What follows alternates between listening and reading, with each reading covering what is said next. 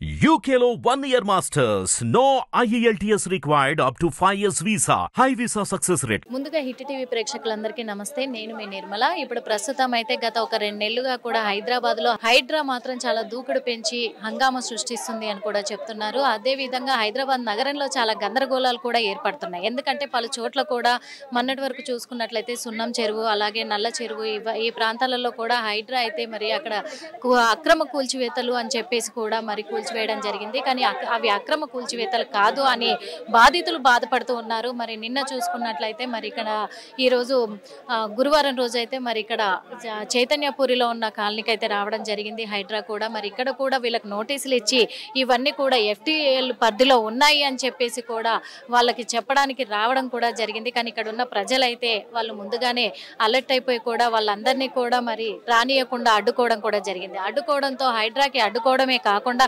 అడ్డుకోవడంతో కూడా ఇక్కడ పోలీసు బందోబస్తు బలగాలను కూడా దింపారు హైదరాబాద్ అయితే.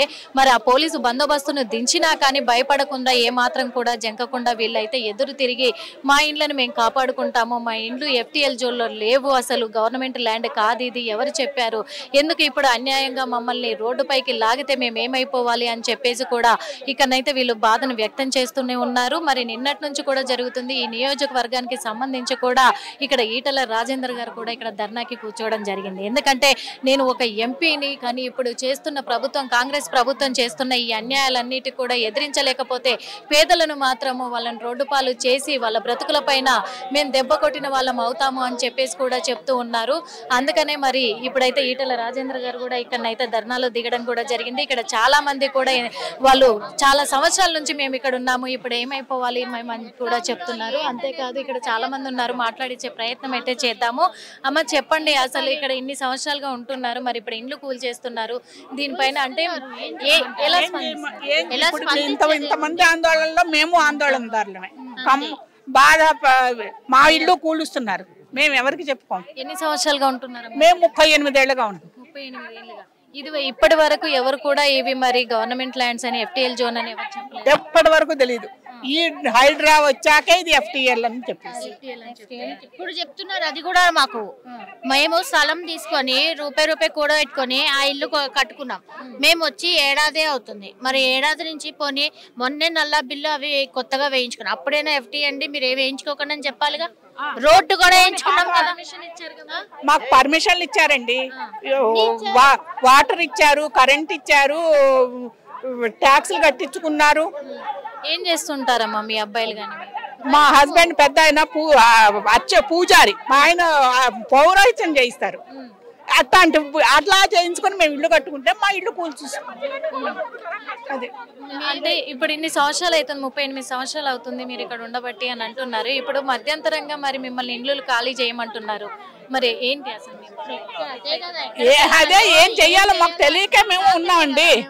మేమంతా ఇట్లా అంటే ఇప్పుడు డబుల్ బెడ్రూమ్ ఫ్లాట్లు కూడా ఇస్తాము అన్ని వద్దు మేడం, మేము ఒకటే అంటున్నాం. మేము వచ్చి ఏడాది కూడా అవ్వలేదు వచ్చి, మరి మేమేం చేయాలి? మేము ఇంటింటికి వెళ్ళి వంటలు చేసుకొని వచ్చే వాళ్ళం. మేము ఇంటింటికి వెళ్తే వంటలు చేసుకొని రాందే మాకు కూలీ చేసుకుందే మాకు పని రాదు.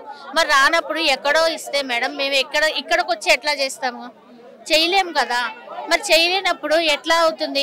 మీకు ఎంతమంది అమ్మా పిల్లలు? నాకు 2 పిల్లలండి, ఒక పాప ఒక బాబు. చిన్న బాబు మాది, చిన్న పాప బాబు 2 చిన్న పిల్లలే. మా అత్తగారు 87 మనిషి. మా హస్బెండ్ నేను కూడా వంటలు చేసుకొని బతికేటి వాళ్ళం. మరి బతికితే ఇక్కడే బతుకుతాం. మరి ఎక్కడో వాళ్ళు ఇల్లు ఇస్తే మేము అక్కడి నుంచి ఇక్కడికి రోజు వచ్చి వెళ్ళాలంటే ఎంత ఇబ్బంది అవుతుందండి.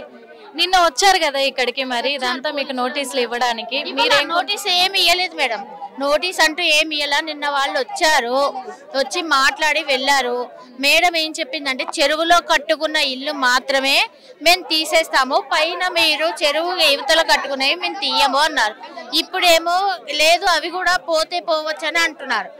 మరి మొన్న సున్నం చెరువు దగ్గర కూడా ఇదే చెప్పారు, చెప్పేసి మరి అన్ని కూల్ చేశారు. మరి ఇప్పుడు కూల్ చేస్తే మరి మేము ఎక్కడికి పోవాలి? ఏం చేయాలి? ఉన్న డబ్బులు ఆధారం అంతా దీని మీదే పెట్టాం. అమ్మాయి ఒక గూడు ఏర్పడింది మాకు అనేసరికి ఇప్పుడు ఆ గూడు లేదు, మీరు రోడ్డు మీద పడి ఉండండి అని అంటే ఎక్కడ పడి ఉండాలి? మేము ఎక్కడికి వెళ్ళాలి చెప్పండి? ఆ పెద్దవాడిని పట్టుకొని చిన్న పిల్లలు పట్టుకొని, అత్తయ్య ఉందా? అత్తయ్య గారు ఉన్నారు, 80 ఏళ్ళ మనిషి ఆమె. ఎట్లా ఎక్కడికి తీసుకుపోవాలి? ఆమె ఏడ్ చేసి లోపల పడుకొని ఆమె గుండె పట్టుకుంది. ఆమె కష్టపడిన డబ్బులు పెట్టే ఈ ఇల్లు కట్టుకున్నాం. మా అత్తయ్య గారు చిన్నప్పటి నుంచి కూడా కష్టపడి మనిషి ఆ డబ్బులు మా హస్బెండ్ పెట్టిన డబ్బులతోటి ఇల్లు కట్టుకున్నాం. ఆ ఇల్లే ఇప్పుడు పోతుందంటే ఆ మనిషి తట్టుకోలేకపోతుంది. మరి ఎక్కడికి పోవాలి మేము? మాకు ఇప్పుడు రేవంత్ రెడ్డి గారు, సీఎం రేవంత్ రెడ్డి గారు చేస్తుంది ఎలా అనిపిస్తుంది? మాకు అసలు నచ్చట్లేదండి. ఇప్పుడు ఫస్ట్ కేసీఆర్ వాళ్ళు ఉన్నప్పుడే మాకు హాయిగా బాగుంది. ఎందుకంటే ఆయన ఏం చేసినా ఏం చెందినా ఇళ్ళ జోలికి మాత్రం రాలేదు. ఇళ్ళ జోలికి రాలేదు, కుటుంబం జోలికి రాలేదు. ఆయన బయట ఏం చేసుకున్నాడు అనేది అనవసరం, కానీ ఫ్యామిలీ జోలికి కానీ మా ఇళ్ళ జోలికి కానీ రాలా. కానీ రేవంత్ రెడ్డి గారు మాత్రం ఇల్లు జోలికి వచ్చి మమ్మల్ని రోడ్డు మీద పడేస్తున్నారు. మరి రోడ్డు మీద పడేస్తే మేము ఎట్లా ఉండాలి? పిల్లలతోటి సామాన్లు తీసుకొని ఎక్కడికైనా పోవాలి, ఎట్లా పోవాలి? వాళ్ళు ఇచ్చేది 2 days ఇస్తున్నారు టైము. 2 days లో ఎక్కడికి పోతామండి? ఇప్పుడు సామాన్ అంతా సర్దుకునేసరికి మాకు ఇల్లు దొరకాలా? వాళ్ళు ఇల్లు ఇయ్యాలా? ఇల్లు ఇచ్చుకోవాలి. మేము పెట్టుబడి పెట్టే అంత స్తోమత మాకు దగ్గర లేకనే కదా మేము ఇల్లు కట్టుకుంది. మాకు 20 లక్షల లోన్ ఉంది. మరి ఆ లోన్ కట్టుకోవాలా? నెలకొచ్చే దీనికి కట్టుకోవాలా? దేనికి కట్టుకోమంటారు? ఇప్పుడు ఈటల రాజేందర్ గారు మరి మీ తరపున పోరాడడానికి కూడా ఇక్కడికి వచ్చారు. తనకు సహకరిస్తున్నాం కాబట్టి మేము ఇక్కడ ఉన్నాం. ఆయన మరి ఏమి చేస్తారనేది చూడాలి. కానీ ఇక్కడ కింద ఉన్న సగం ఇళ్ళకైతే రెడ్ మార్క్ వేసేసి వేశారు. కింద మూసి దగ్గర ఉన్న మొత్తం ఇళ్ళకి వేశారు. ఇక్కడ దాకా అయిపోయింది. మరి ఇక్కడ నుంచి స్టార్ట్ చేస్తామంటున్నారు. మరి స్టార్ట్ చేస్తే మా పరిస్థితి ఏంటండి? మరి ఎలాంటి న్యాయం కావాలి? మాకు ఇల్లు మరి వాళ్ళు డబల్ బెడ్రూమ్ వద్దు, ఏ బెడ్రూమ్ రూములు మాకు వద్దండి. మేము కష్టపడి మా అత్తమ్మ వాళ్ళు మన భర్త సంపాదించిన ఇళ్లలోనే ఉంటాం. ఇప్పుడు అంతకు మించి మాకు ఏ ఆస్తిపాస్తులు వద్దు, ఏమీ వద్దు. ఎందుకంటే ఇప్పుడు హైదరాబాద్ లా చాలా చోట్ల కూడా కూల్చుకుంటూ వస్తున్నారు. మరి ఒక్కొక్కరుగా ఇలా అంటే ఒక్కొక్కరుగా బాధపడుతూ వస్తున్నారు.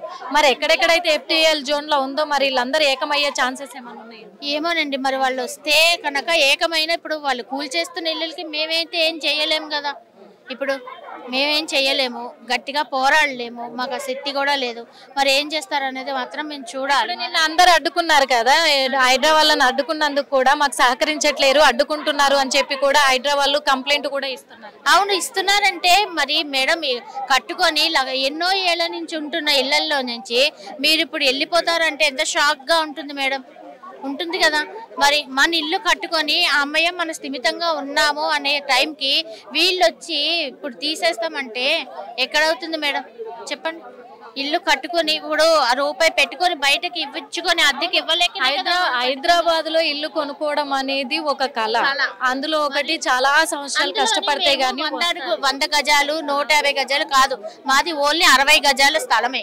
దాంట్లోనే చిన్న గుడిసెలాగా కింద ఇల్లు పైన ఇల్లు అన్నట్టుగా కట్టుకున్నాము.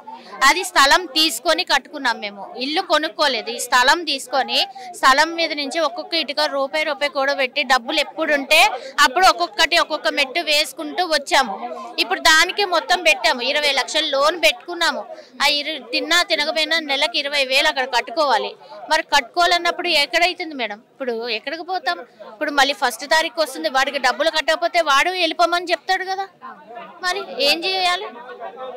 చూస్తున్నాం కదా. మరి ఇక్కడనైతే ఎందుకంటే మేము రూపాయి కూడబెట్టుకొని కూడా ఇల్లు కట్టుకున్నాము. అంతేకాదు మాకు చిన్న పిల్లలు ఉన్నారు. అదే కాకుండా మా అత్తయ్య వాళ్ళు కూడా పెద్ద ఆవిడ, ఆమెకు అసలు హెల్త్ బాగుండదు. ఆ హెల్త్ బాగలేని మనిషిని మేము తీసుకొని ఏ రోడ్డు పాలు చేయాలి, ఎక్కడికి తీసుకెళ్లాలని కూడా ఇక్కడనైతే చాలా మంది ఆవేదన వ్యక్తం చేస్తున్నారు. మరి వీళ్ళందరి కోసం కూడా ఇక్కడనైతే ఈటల రాజేంద్ర గారు, మంత్రి ఈటల రాజేంద్ర గారు కూడా ధర్నా చేస్తూ వాళ్ళ కోసం పోరాడతాను, ఎంతవరకైనా వెళ్తాము, న్యాయం జరిగేలా చూస్తాము అని కూడా చెప్తున్నారు. కానీ ఇక్కడ చాలా మంది ఉన్నారు. మరి వాళ్ళని కూడా అడిగి తెలుసుకుందాము అసలు ఏంటి ఇలా పరిస్థితి. ఇప్పుడు మరి ఇలాంటి హైడ్రా అనేది ఒకటి హైడ్రామానా అనే విధంగా కూడా ఆలోచించుకోలేని పరిస్థితుల్లో వీళ్ళు ఉన్నారు. మరి వీళ్ళు ఎలాంటి ఇబ్బందులు ఎదుర్కొంటున్నారు? రేపు వీళ్ళకి డబుల్ బెడ్రూమ్ పోర్షన్స్ ఇస్తాము అని చెప్పేసి రేవంత్ రెడ్డి చెప్తున్నారు. కానీ మేము కష్టపడి కట్టుకున్న ఇండ్లను వదిలేసుకొని డబుల్ బెడ్రూమ్ ఎక్కడో ఇస్తే మేము ఎక్కడికి వెళ్ళాలి అనే ఆవేదన కూడా వాళ్ళైతే వ్యక్తం చేస్తున్నారు. హిట్ టీవీ యాప్ ని డౌన్లోడ్ చేసుకోండి. ఇందులో short news, live news, entertainment movies అన్ని అవైలబుల్ గా ఉన్నాయి. Please download hit TV app. Hit TV app ని ఫ్రీగా డౌన్లోడ్ చేసుకోండి.